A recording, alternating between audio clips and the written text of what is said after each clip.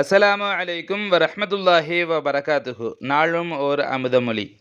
குர்ஆன் ஷரீஃப் ஓதி அதனை முழுமையாக மனனம் செய்திருந்தாலும் அதனை விளங்காமல் இருந்தால் மரண தருவாயில் மனனம் செய்யப்பட்டவை எடுபட்டு போய்விடும்.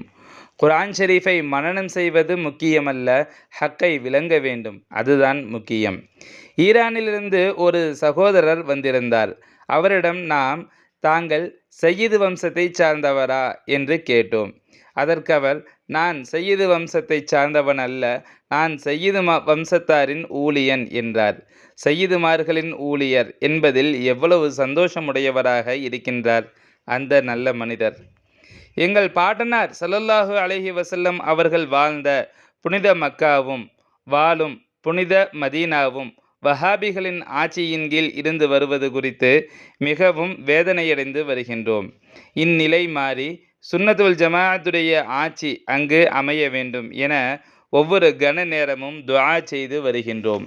இப்போது இருக்கும் நிலையே நீடிக்காது. நிச்சயமாக வஹாபிகளின் கைகள் கட்டப்படும்.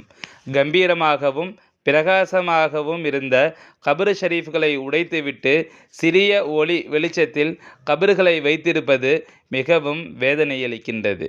இந்நிலைகளை சய்யிதுமார்களின் வம்சவழியினரான ஈரான், ஈராக் அரசாங்கத்தினர் மாற்றுவர் என்றே நம்புகின்றோம்.